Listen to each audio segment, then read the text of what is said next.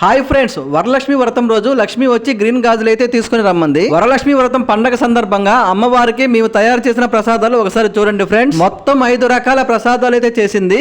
గుగ్గుళ్ళు, పులిహారము, దద్దోజనము, పాయాసము, సుక్కీలు అయితే చేసామండి. మా పెద్దోడు వచ్చి కేసరి అయితే అడిగాడండి, కుదరకైతే చేయలేదు. వాటితో పాటు నేను తెచ్చిన గ్రీన్ గాజులు ఒకసారి చూడండి ఫ్రెండ్స్. లక్ష్మి వచ్చేసి దేవుళ్ళని పూలతో బాగా అలంకరించింది. ఒకసారి చూడండి ఫ్రెండ్స్. ఈ పూలు మొత్తం వచ్చేసి మా చెట్లు పూలే అండి. మాకంటే ముందు మా ఇంటి చుట్టుపక్కల వాళ్ళు పూలు మొత్తం కోసేవాళ్ళు. ఈసారి అయితే మా కోసం ఎందుకో వదిలేశారండి. పూజ ప్రారంభించే ముందుగా నేను తెచ్చిన గాజులు అయితే లక్ష్మి అయితే వేయమంది. ముందుగా వచ్చేసి నుదుటి మీద బొట్టు అయితే పెట్టమంది. బొట్టు పెట్టిన తర్వాత గాజులు అయితే వేశాను.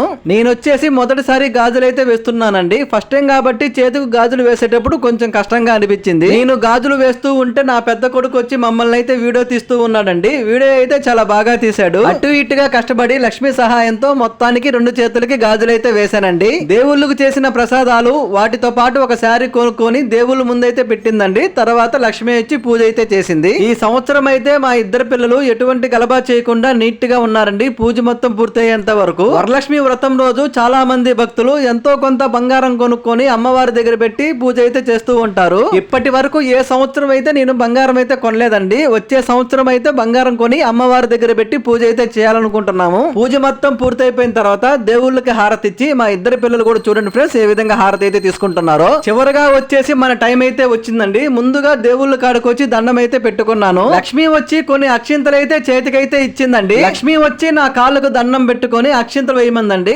అక్షింతలు వేస్తూ ఉంటే నా పెళ్లి రోజు అయితే గుర్తొచ్చింది. పెళ్లి రోజు వచ్చేసి మొదటిసారి పూజారి మన కాళ్ళకు దండం పెట్టుకోమని చెప్పి మన చేత అక్షింతలు అయితే వేపిస్తాడండి. ఆ తర్వాత వచ్చి మనకి వరలక్ష్మి వ్రతం రోజు మాత్రమే ఆ అవకాశం దొరుకుతుంది. లక్ష్మిని ఆశీర్వదించేసి దేవుడికి అయితే దండం పెట్టుకున్నాము. మొత్తానికి వరలక్ష్మి వ్రతం పూజ అయితే సక్సెస్ఫుల్ గా పూర్తయిపోయిందండి. మా వీడియో గాని నచ్చితే లైక్ చేయండి. వీలైతే మా ఛానల్ ని సబ్స్క్రైబ్ చేయండి. మరిన్ని వీడియోస్ కోసం మా ఛానల్ ని చూస్తూ ఉండండి. Bye friends.